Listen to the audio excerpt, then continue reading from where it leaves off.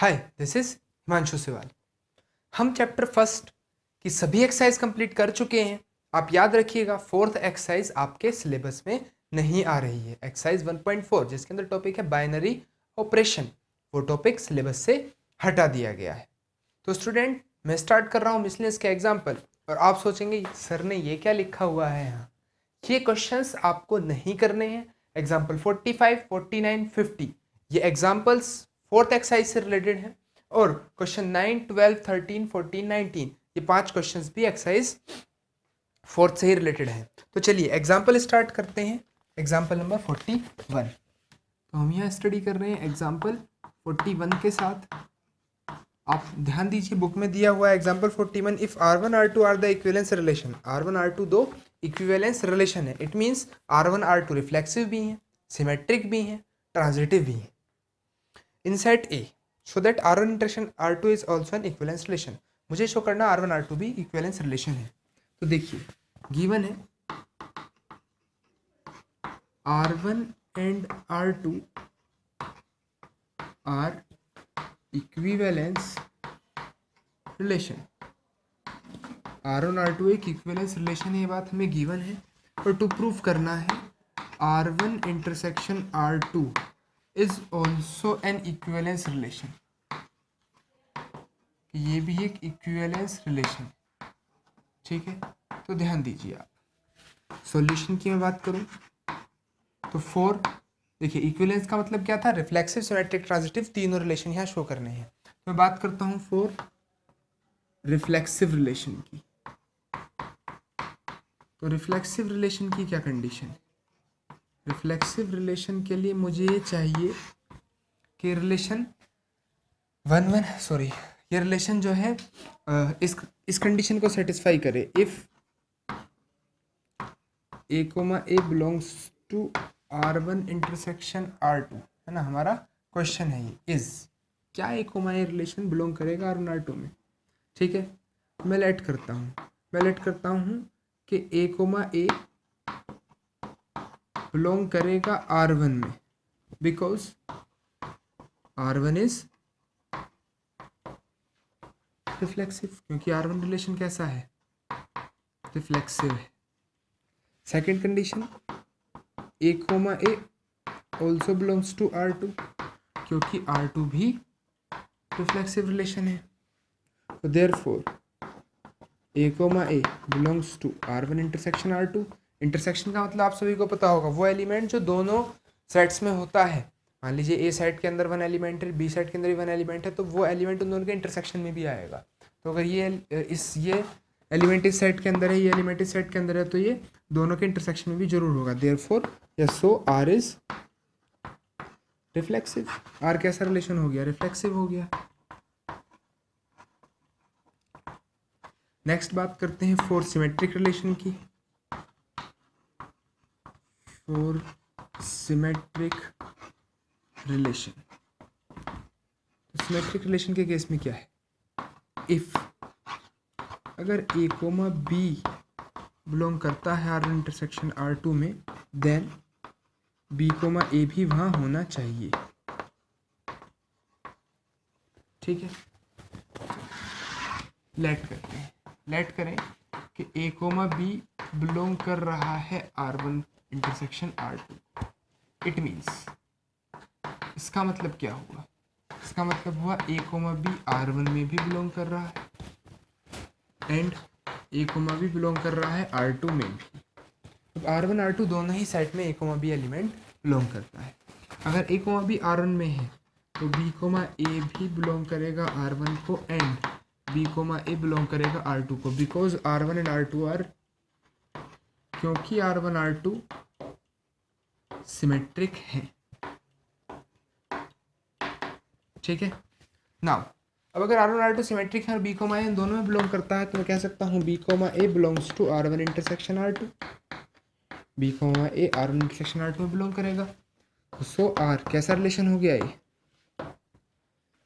R1 intersection R2 की हम बात कर रहे हैं ना। ये जो R मैं यूज़ कर रहा हूँ, ये किसके प्लेस पर यूज़ कर रहा हूँ, R1 इंटरसेक्शन R2 के प्लेस पर। सो R इज सिमेट्रिक रिलेशन। इसका मतलब R1 इंटरसेक्शन R2 कैसा रिलेशन है, सिमेट्रिक रिलेशन है। नेक्स्ट बात की जाए फॉर ट्रांजिटिव रिलेशन की। ट्रांजिटिव रिलेशन, तो ट्रांजिटिव रिलेशन के लिए क्या है कि इफ़ अगर ए comma B R1 intersection R2 में है, B comma C R1 intersection R2 में है, देन तो ए कोमा सी भी वहाँ होना चाहिए। ठीक है, तो मैं लेट करूँ कि भाई हाँ ए comma B R1 intersection R2 में है, it means A comma B R1 में भी है and A comma B R2 में भी है, एंड बी कोमा सी मैंने मान लिया R1 इंटरसेक्शन R2 में, it means B comma A R1 में भी है और बी कोमा ए R2 में भी है। ठीक है, अब बात की जाए ए कोमा सी की, तो मैं कह सकता हूँ ए कोमा सी R1 में भी बिलोंग करेगा and A comma C R2 में भी बिलोंग करेगा। क्यों बिलोंग करेगा? Because R1 and R2 are transitive, क्योंकि ये दोनों ही रिलेशन कैसे हैं? ट्रांजिटिव है। अब अगर ये दोनों रिलेशन ट्रांजिटिव हैं, मैं कह सकता हूँ ए कोमा सी दोनों के इंटरसेक्शन में भी आएगा, तो सो R1 intersection R2 is transitive. इसका मतलब ये रिलेशन कैसा हो गया बच्चों? ट्रांजिटिव प्रूफ हो गया। अगर रिलेशन ट्रांजिटिव है तो सो R1 intersection R2 is an equivalence relation, तो ये एक इक्विवेलेंस रिलेशन भी होगा, क्योंकि जो रिलेशन रिफ्लेक्सिव, सिमेट्रिक, ट्रांजिटिव तीनों हो गया, वो इक्विवेलेंस रिलेशन भी हो जाएगा। ठीक है, नेक्स्ट ऐसे ही आप एग्जांपल 42 ट्राई कीजिएगा। एक्स को वाई का रिलेशन यू को वी के साथ दिया है, अगर x v equals to y u है तो ये सिमेट्रिक भी होगा, रिफ्लेक्सिव भी होगा, ट्रांजिटिव भी होगा। नेक्स्ट एग्जांपल 43, तो 43 एग्जांपल के अंदर मुझे दो रिलेशन दिए हैं, एक रिलेशन सेट बिल्डर फॉर्म में दिया है और दूसरा रिलेशन कुछ रोस्टर फॉर्म टाइप में दिया है। हमें करना है दोनों रिलेशन इक्वल हैं, तो दोनों ही रिलेशन को आप रोस्टर फॉर्म में कन्वर्ट कर लीजिए, तब आपको पता चल जाएगा कि हाँ दोनों रिलेशन ये इक्वल हैं। नेक्स्ट ऐसे ही एग्जांपल 44 है। चलिए 44 में आपको करा दूँ। देखिए सिर्फ लैंग्वेज लिखने का खेल है, सिर्फ लैंग्वेज लिखने का, और वो हर क्वेश्चन की सेम है। मैं हर क्वेश्चन करा भी नहीं सकता और कराना चाहूँगा भी नहीं, क्योंकि अगर मैंने सब क्वेश्चन यहाँ करा दिए तो आप प्रैक्टिस क्या करेंगे? तो आपकी प्रैक्टिस के लिए मैं ये क्वेश्चन छोड़ता चल रहा हूँ, थोड़ा सा ये ध्यान रख के छोड़ रहा हूँ कि आप उन्हें कर पाए। चलिए नेक्स्ट एग्जांपल नंबर 44।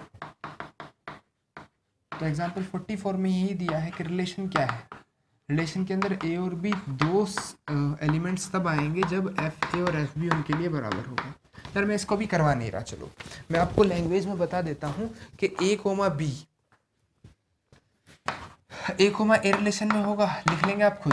क्यों होगा? क्योंकि एफ ए हमेशा एफ ए के इक्वल ही होता है, तो आप लैंग्वेज जैसे मैंने आपको बताई है वहीं से लिख लें। अच्छा, अगर ए कोमा बी रिलेशन में है तो पक्का बी कोमा ए भी होगा, क्योंकि अगर एफ ए एफ बी बराबर है तो एफ बी एफ ए भी बराबर ही होंगे।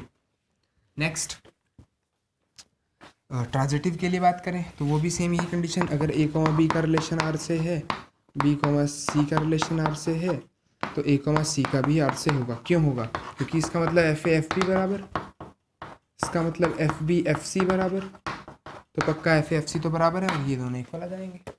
ठीक है, एग्जाम्पल 45 आपको नहीं करना। एग्जाम्पल नंबर 46, देखिए 46 अच्छा क्वेश्चन है, MCQ के लिए काफ़ी अच्छा है ये क्वेश्चन, यानी कि जो आपके ऑब्जेक्टिव टाइप क्वेश्चंस आएंगे वहाँ एग्जाम्पल 46 आ सकता है, बहुत इंपॉर्टेंट है।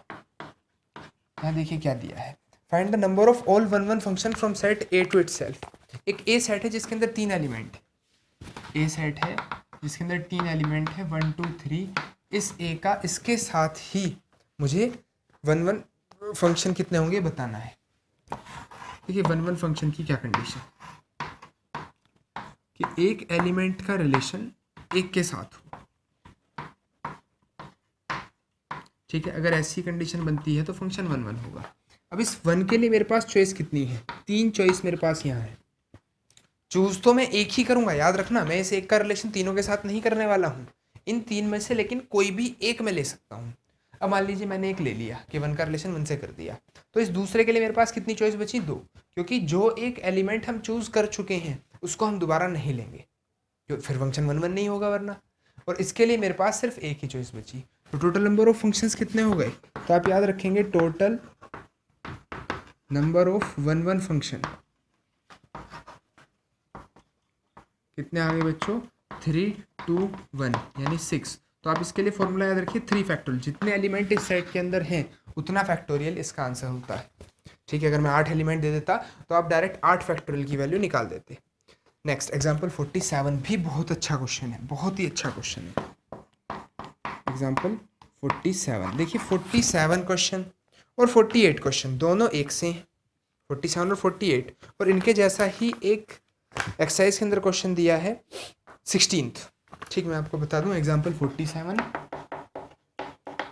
48 और क्वेश्चन नंबर 16, ये तीनों एक से हैं। मैं आपको 47 समझा रहा हूँ, बाकी दोनों आप ट्राई करेंगे। हमसे कह दिया ए एक सेट है 1 2 3, ठीक है, और शो करना है number of relation containing 1 2 and 2 3, मतलब वो रिलेशन जिसके अंदर 1 2 2 3 होना चाहिए, कि रिफ्लेक्सिव हो, ट्रांजिटिव हो, लेकिन सिमेट्रिक ना हो। वो 3 है, ऐसे रिलेशन 3 है कि रिफ्लेक्सिव हो, ट्रांजिटिव भी हो, लेकिन सिमेट्रिक ना हो। बहुत ध्यान से समझिएगा, रिफ्लेक्सिव होना चाहिए, ट्रांजिटिव होना चाहिए, सिमेट्रिक ना हो। ये सेट है। मैं नंबर ऑफ सबसेट निकाल लूँ ए क्रॉस ए के। भाई ए क्रॉस ए करेंगे तो हमें पता है जो वैल्यूज आएंगी वो आएगी 1 1 1 2 1 3 2 1 2 2 2 3 3 1 3 2 3 3, ये आएगी। ठीक है, सबसेट क्या होंगे? या चलिए छोड़िए, सबसेट तो बहुत बड़ा काम बैठ जाएगा, इतनी हमें जरूरत नहीं है।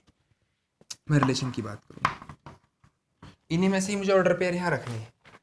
फंक्शंस रिफ्लेक्सिव होना चाहिए, तो रिफ्लेक्सिव होने का मतलब है 1 1 भी हो, 2 2 भी हो, 3 3 भी हो। अगर इन तीनों में से एक भी ना हुआ तो फंक्शन रिफ्लेक्सिव नहीं होगा। तो फंक्शन को अगर रिफ्लेक्सिव करना है तो इसके अंदर 1 1 2 2 और 3 3 को बिलोंग कराना ज़रूरी। ठीक है, तो रिफ्लेक्सिव फंक्शन अब हमारा हो गया। रिफ्लेक्सिव के लिए हमें कुछ सोचने की जरूरत नहीं है। मुझे क्वेश्चन में कहा गया है 1 2 2 3 वहाँ होना जरूरी है। क्वेश्चन के अंदर ये बात लिख दी कि वो जो हम रिलेशंस प्रूफ करने हैं कि 3 होंगे, उन 3 में 1 2 2 3 होना चाहिए। अब मुझे इस रिलेशन को सिमेट्रिक नहीं होने देना। अब सिमेट्रिक करने के लिए 2 1 और इसका उल्टा 2 3 2 ये ऐड करना होगा। वो मैं ऐड नहीं करूँगा, मतलब करूँगा भी तो सिर्फ एक को ऐड करूँगा, दोनों को नहीं। ठीक है, एक के ऐड होने से सिमेट्रिक नहीं होगा। जब तक सभी एलिमेंट्स के उल्टे प्रेजेंट ना हो तो सिमेट्रिक नहीं होगा। तो पहले तो मैं इस रिलेशन की बात करता हूँ कि क्या रिलेशन ट्रांजिटिव है। 1 का 2 से रिलेशन है, 2 का 3 से है, तो क्या 1 का 3 से होना चाहिए? होना चाहिए, तो कर दो ऐड। ठीक, अब क्या रिलेशन ट्रांजिटिव बन गया? सिमेट्रिक है, रिफ्लेक्सिव ट्रांजिटिव भी है, सॉरी हाँ रिफ्लेक्सिव है, ट्रांजिटिव भी है, सिमेट्रिक नहीं है। सिमेट्रिक क्यों नहीं है? क्योंकि ना तो 2 1 प्रेजेंट है ना 2 3 प्रेजेंट है। तो एक कंडीशन हमारी पूरी हो गई। दूसरी कंडीशन, अब इतना तय है, इतने तो रखने ही रखने। 1 1 2 2 3 3 1 2 2 3 1 3। अब हम इसे और चेक करते हैं आगे। ठीक है, तो मतलब और कोई एलिमेंट अब इसके अंदर हम डालना चाहेंगे अपनी तरफ से, तो मैं इसके अंदर एक एलिमेंट ऐड कर दूं। देखिए 1 1 है, 2 2 है, 3 3 है, ये तो हो गए तीनों। 1 2 2 3 हमने डाल दिया, 1 2 हमने डाल दिया और 2 3 हमने डाल दिया। नेक्स्ट 1 3 हमें डालना पड़ा ट्रांजिटिव करने के लिए, तो इतना काम तो हमने कर दिया। अब मान लीजिए मैं 2 1 डाल दूं। ठीक है, 3 3 भी है, बस बचते हैं 1 2 3 एलिमेंट्स मेरे पास।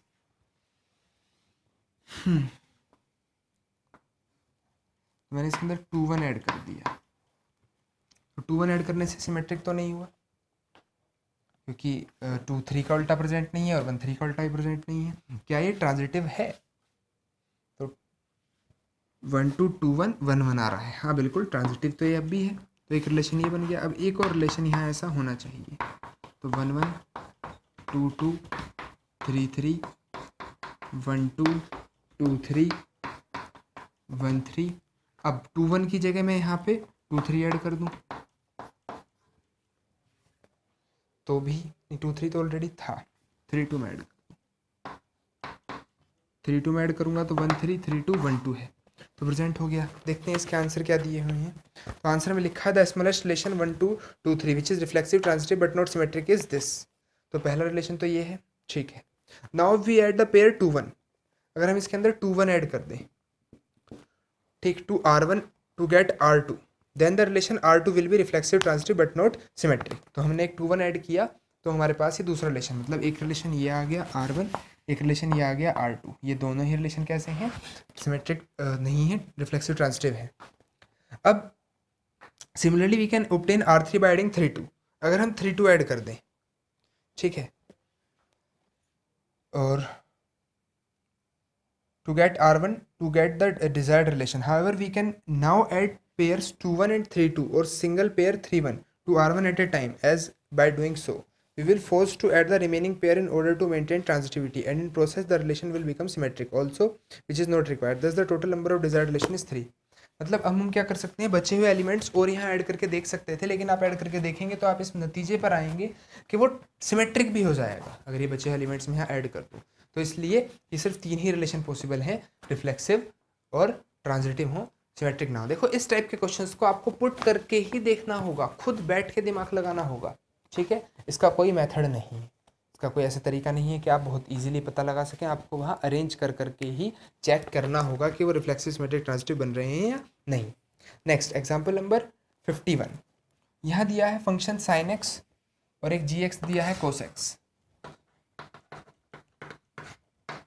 एफ एक्स एक फंक्शन है साइन एक्स जिसकी डोमेन रेंज के बारे में बताया है, 0 से 90 डोमेन है और कोडोमेन है रियल नंबर। जी एक फंक्शन दिया है जिसकी भी 0 से 90 और आर जी एक्स है कोस एक्स, ठीक है। हमें शो करना है कि ये फंक्शन 1 1 है, एफ एक्स जी एक्स दोनों, लेकिन f plus g is not 1 1। देखिए साइन एक्स और कोस एक्स 1 1 फंक्शन होते हैं। आप यहाँ ऐसा कर सकते हैं, sine x 1 equals to sine x 2 लेके चले तो आपको क्या पता चलेगा, x1 x2 बराबर है, फंक्शन 1 1 हो गया। ऐसे ही कोस एक्स के लिए भी आप लेके चलें, आप लिख लीजिएगा लैंग्वेज में खुद जैसा आपको बता रखा है, मैं तो सिर्फ समझा रहा हूँ, तो भी फंक्शन 1 1 है। लेकिन अगर मैं इसका F plus G is not, F plus G अगर हम निकालें तो एफ प्लस जी मतलब क्या हो गया, एफ प्लस जी का मतलब हो गया sine x plus cos x एक फंक्शन हम बना दें, इस फंक्शन की 1 1 1 2 चेक करें तो ये फेल होगा, क्योंकि 90 अगर मैं रखता हूँ एक्स की वैल्यू तो एक्स की वैल्यू 90 रखने पर ये आंसर आ रहा है साइन 90 प्लस कोस 90 और साइन 90 की वैल्यू 1, कोस 90 की वैल्यू 0। अगर मैं एक्स की प्लेस पर 0 रखता हूँ तो इसका आंसर आ रहा है साइन 0 प्लस कोस 0, तब भी आंसर 1 है। तो दो अलग अलग वैल्यूज़ पर सेम आंसर मिला तो फंक्शन 1 1 नहीं है। तो इस वीडियो में हम इतना ही रखते हैं। आप एग्जाम्पल सारे सोल्व कीजिएगा, क्वेश्चन आंसर्स आपको नेक्स्ट वीडियो में कराए जाएंगे। Thank you.